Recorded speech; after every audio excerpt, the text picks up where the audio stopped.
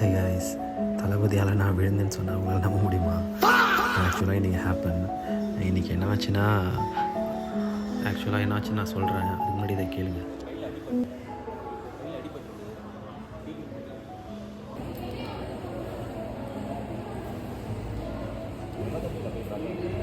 அங்கே நான் first A பிளாக்ல போய் பார்த்தேன். அங்கே அவங்க இங்கே அமுச்சு விட்டாங்க.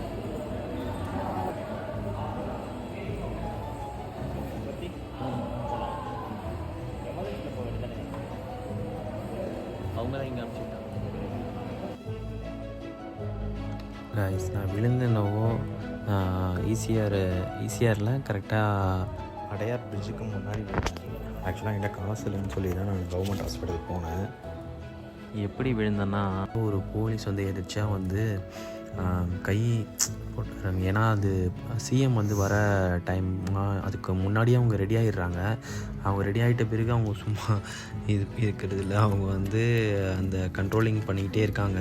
ஸோ அந்த டைமில் அவங்க கண்ட்ரோல் பண்ணும்போது சில பைக்ஸ் வந்து நிப்பாட்டின உடனே நான் ஒரு 40-50 வரும்போதே பிரேக் அடித்த உடனே ஆக்சுவலாக விழுந்துட்டேன். அதுக்கப்புறமேட்டு அங்கே அந்த போலீஸ் அவர் தான் ஹெல்ப் பண்ணி இது பண்ணி உட்கார வச்சார், தண்ணியெலாம் வாங்கி கொடுப்பாட்டினார்.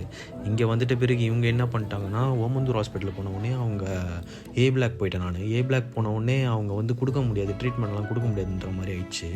அந்த நர்ஸ் வந்து முடியாதுன்னு சொல்லிட்டு பி பிளாக் போங்கன்றாங்க. எமர்ஜென்சி கண்டிஷனில் நம்ம வந்தாலுமே அப்படி சொல்கிறாங்க. யாராவது ஸ்விக்கி, ஜொமேட்டோ, அந்த ராயப்பேட்டா சரௌண்டிங்கில் இருக்க பீப்புள்ஸு சூழ்ந்துட்டா கூட ஏ பிளாக்லாம் போனீங்கன்னா அவங்க பார்க்க மாட்டேன் அப்படின்னு சொல்கிறாங்க. நம்ம ஒரு நார்மலான பீப்புள், சரியா? நம்ம போயிட்டு கவர்மெண்ட்டோட ஹாஸ்பிட்டல் எமர்ஜென்சி கண்டிஷன், ரத்தம் ஊற்றுது, மண்டை உடஞ்சிருக்கு அப்படி இப்படின்னு சொல்லி டக்குன்னு போயிட்டு வெயிட் பண்ணாலும் உள்ளே இருக்கவங்களுக்கே எது என்ன ஏதுன்றது புரியுமா இல்லை புரியாதான்றது எனக்கு தெரியல.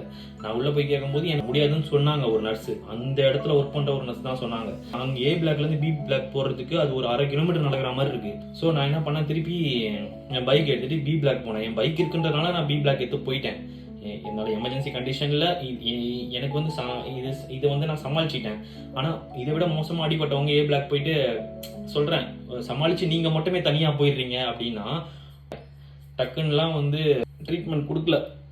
அதுக்கப்புறம் ஓபி சீட் போட்டேன். ஓபி சீட் போட வேணாம், நீங்கள் போய் பாருங்கள். சப்போஸ் ஓபி சீட் போட சொன்னாங்கன்னா இந்த ஓபி சீட் எடுத்துமே காட்டுங்க. அது வந்து நீங்கள் 4th ஃப்ளோரில் ஜென்ரல் போகணும். வந்து எமர்ஜென்சி எப்பயுமே கீழே தான் இருக்குது. அங்கே போயிட்டு அதுவும் வழி தெரியாது நமக்கு, இப்படி போகணுமா அப்படி போகணுமா எதுவும் தெரியாது. எமர்ஜென்சி போட்டிருக்கோம், அதுக்குள்ளே நுழைய விடலாம்.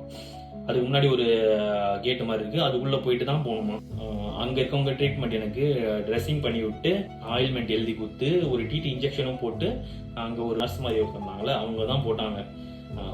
கொஞ்சம் அந்த இடமே கொஞ்சம் பயமாக தான் இருந்தது. நான் அந்த சைடில் போகும்போது பார்த்தா ஒரு டெட் பாடி அங்கே எடுத்துகிட்டு போகிறாங்க. அதெல்லாம் பார்க்கும்போது ஐயோ ஒரு மாதிரி தான் இருந்தது. நீங்களும் ஏதாவது ஃபேஸ் பண்ணியிருந்தீங்கன்னா சொல்லுங்க. அப்புறம் இன்னொரு அப்டேட், மாஸ்டர் செக்அப் எடுக்கலான்னு சொல்லி ஏ பிளாக்ல போயிட்டு அதையும் கேட்டேன். செப்டம்பர் மாதம், இது வந்து மே முடிய போகுது, ஜூன் ஸ்டார்ட் ஆக போகுது.